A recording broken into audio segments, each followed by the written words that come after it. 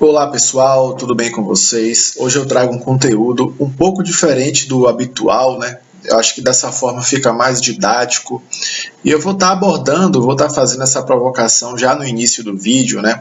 Existe uma ciência para enriquecer? Saiba o que diz um dos maiores livros de finança. Para embasar esse vídeo aqui, eu vou estar fazendo um breve resumo de um dos melhores livros sobre finanças que eu já li na minha vida, que é O Homem Mais Rico da Babilônia. Tem essa imagem aqui do livro, eu adquiri ele recentemente em uma promoção no Prime Day e achei assim um livro fantástico que eu pretendo ler várias vezes, só li uma vez até o momento. Resolvi fazer esse resumo para vocês, para compartilhar e despertar também o interesse de vocês, porque é uma ótima leitura, super válido para quem almeja prosperidade, para quem almeja ganhar dinheiro, né, melhorar de vida, melhorar de situação. É um livro bem interessante. Naquela época, na Babilônia, já se falava de prosperidade, né? Não é uma ficção, é um livro que ele foi constituído com relatos daquela época. Na época não tinha papel, porém, tudo era registrado em tabuinhas de argila. E o livro deixa bem claro, ele conta algumas curiosidades sobre como foi, né, feito esse livro. Os arqueólogos estudando a região da Babilônia, que atualmente está abandonada, né? Houve o declínio da Babilônia, a Babilônia foi invadida e nos tempos atuais ela não existe mais, né? Só tem ruínas no local. Porém, foi encontrado tabuinhas de argila que relatava sobre os homens daquela época. E vale ressaltar que o território da Babilônia era um local que não era propício para ser um local rico, para ser um local próspero. Eu consigo comparar a Babilônia com Dubai nos tempos atuais, né, que você vê aquela cidade, aquele local cheio de arranha-céus, cheio de pessoas com poder aquisitivo. Tem vários vídeos circulando na internet, né, que você vê o trânsito em Dubai, só aqueles carrões de luxo. Então eu consigo fazer esse comparativo. A Babilônia naquela época, ela tinha tudo para ser um lugar deplorável, para ser um lugar precário, porque não tinha um solo fértil, não tinha rios próximos, não tinha nada que favorecesse que lá fosse um local rico e próspero. No entanto, Babilônia era uma das cidades mais ricas da época. E esse livro ele fala um pouco das pessoas de lá e fala principalmente do homem mais rico da Babilônia, o qual a gente vai embasar esse vídeo aqui. O livro ele já começa falando um pouco do homem que deseja o ouro, né? Ele conta a história de um artesão que ele construía carroças e ele se sentia muito triste porque o que ele produzia, o dinheiro que ele ganhava, mal dava para pagar as contas e sustentar a casa. Tudo que ele ganhava, ele gastava, ele não conseguia ter prosperidade. Ele vivia sempre com tudo que ele ganhava, ele gastava e não tinha nenhuma reserva. Ele e o amigo, um dos melhores amigos, falava muito, né? Poxa, a gente trabalha tanto, estudamos nossa profissão, mas tudo que a gente ganha nós gastamos e mal dá para se sustentar com esse valor que a gente ganha. E eles, analisando a situação deles, viram que eles há muito tempo estavam naquele quadro, né, de pobreza, não prosperavam. E eles avaliaram um outro amigo deles, da época da escola, digamos assim, que era um homem muito próspero, humilde, rico. E essa pessoa não era ninguém talentoso, não era ninguém de destaque. E eles ficaram se perguntando, poxa, por que ele conseguiu e a gente não? O que é que ele tem que a gente não tem? Mas não, eles não fizeram esse pensamento no sentido de inveja, né? Eles realmente analisaram por que Arcade, né, que é o homem mais rico da Babilônia, ele era chamado de Arcade, o nome dele. Por que Arcade ele é tão rico, tão próspero e a gente não? Qual é a diferença? E aí eles foram fazer o correto, buscar conselho com Arcade para saber um pouco da história dele, para saber como ele chegou, né, nesse patamar de riqueza. Então eles não foram com pensamento de inveja, eles foram com pensamento de entender o racional por trás do que Arcade fez para atingir esse patamar de riqueza. Então, o primeiro princípio que esse livro nos traz é o desejar o ouro. Tem gente que não deseja, tem gente que está acostumado com aquela vida mediana e está tudo bem, não tem problema. Mas se a pessoa quer prosperar, quer ter dinheiro, quer melhorar de vida, ela precisa primeiro desejar. Então, o livro ele traz esse ponto. O homem que deseja o ouro. Esses dois amigos desejavam mudar de vida, desejavam prosperar, desejavam ter mais do que se gasta, né?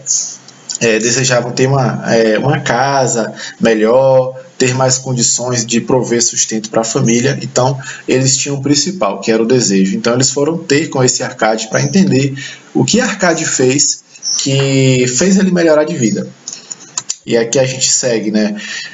Uma parte de todos os seus ganhos pertencem exclusivamente a você. Pague-se primeiro. Foi o primeiro conselho que Arcade, lá naquela época na Babilônia, deu para aqueles homens, né?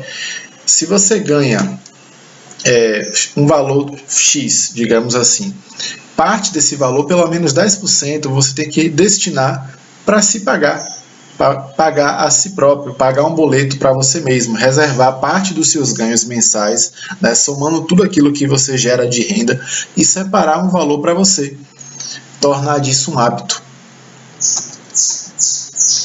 E logo na sequência, ele traz 7 soluções para a falta de dinheiro. Primeiro, comece a fazer seu dinheiro crescer, poupando parte da sua renda mensal, que é o que ele trouxe na primeira dica, né? Reservar pelo menos 10% dos seus ganhos para formar sua renda mensal, para poupar, fazer uma poupança, digamos assim. E qual é o objetivo disso? Eu trago até um paralelo com os dias atuais, que é o que a gente se fala muito no mundo dos investimentos. Você, antes de tudo, antes de iniciar qualquer tipo de investimento, você montar sua reserva de emergência. Independente se você é um funcionário público, se você tem estabilidade, montar sua reserva de emergência, porque todos nós estamos sujeitos a imprevistos, né? De repente o carro quebra, uma reforma que você precisa fazer em casa, um problema de saúde, que mesmo que você tenha plano, que você acabe precisando, né, despender de um recurso, de dinheiro para poder, né, pagar aquela questão ali. Qualquer tipo de imprevisto, é importante que você tenha essa reserva. Segundo ponto que ele traz, e isso, olha que legal, velho, isso é lá na Babilônia. Ele já falava disso aí, de você ter uma reserva de emergência. Eu aproveito até para citar alguns investimentos de reserva de emergência, que naquela época não tinha isso, né? Eles guardavam, era meio que embaixo do colchão, né? Lá na Babilônia não tinha nada de investimento como a gente tem hoje, né? Tinha os investimentos da época, mas trazendo o paralelo para hoje, a gente tem hoje Tesouro Direto, né? Tesouro Selic, que é um local que você pode guardar seu dinheiro e resgatar ele sempre que você precisar. A gente tem CDBs, né? Que é quando você empresta o seu dinheiro para o banco. Tem CDB que tem liquidez diária, que você pode resgatar sempre que precisar. Tem fundos DI, que são fundos que também pegam seu dinheiro para investir em ativos de renda fixa e sempre que você precisa, ele está disponível para resgate.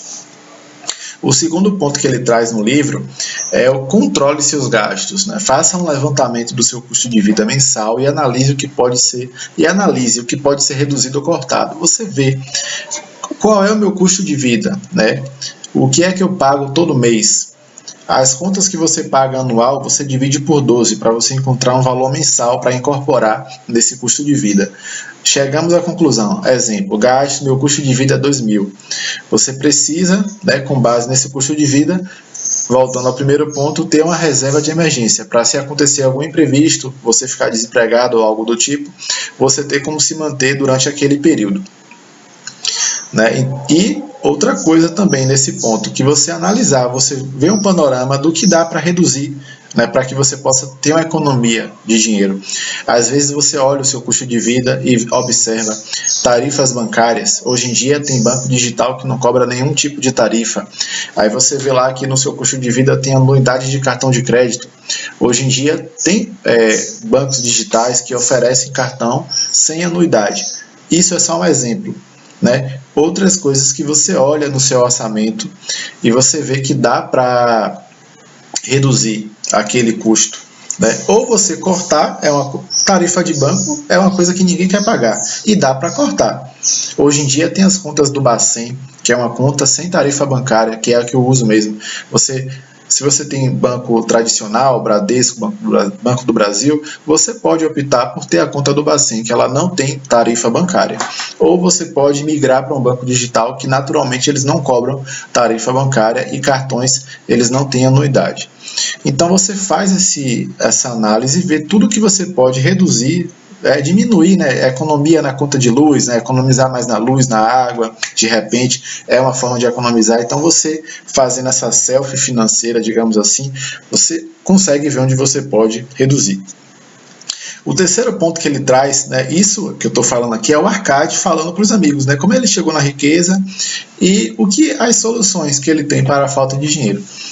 Multipliquem seus rendimentos. Busque investimentos seguros e que você tenha o domínio sobre ele, total domínio.